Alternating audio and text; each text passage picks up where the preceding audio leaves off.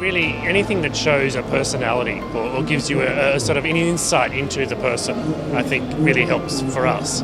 I think that understanding the type of people, different differences and the diversity of people that we have within the practice is important. So seeing a diverse range of experience, which also goes beyond architecture, I think, which is quite helpful.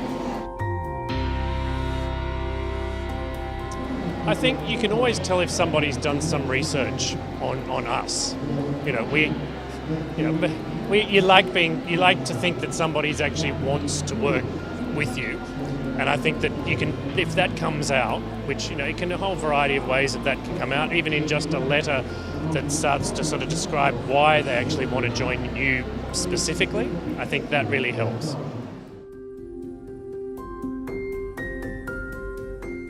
I think part of, for me, in an interview situation, it's got to stay relaxed. So, because we really actually do want to know about the person.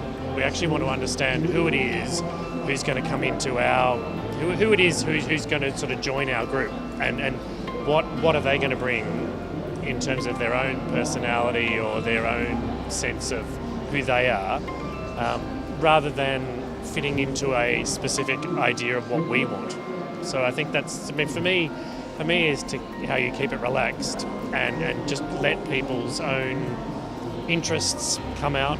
And I think that you also need to think in terms of coming in is what other things, what's interesting about what their interests are, or other things that might be going on beyond the world of architecture.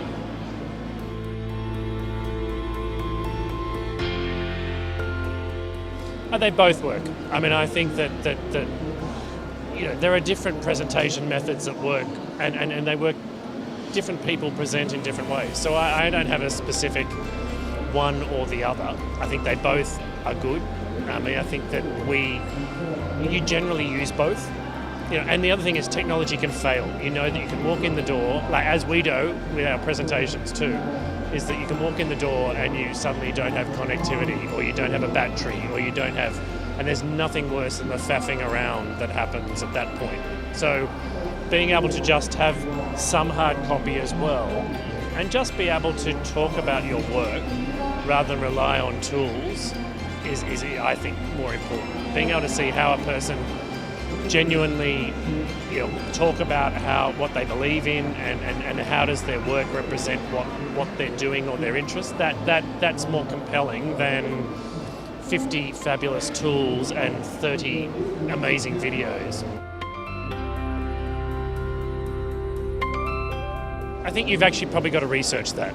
That's actually something that I do think you do need to have researched the organisation that you're going to have the interview with.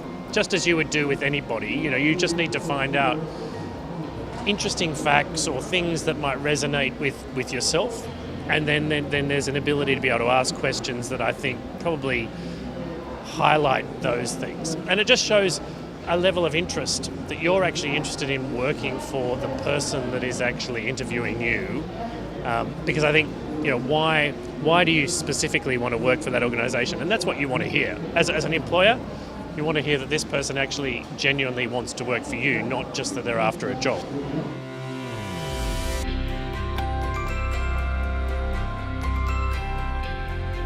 There are times when you've walked into spaces unprepared and realised that this is going horribly wrong.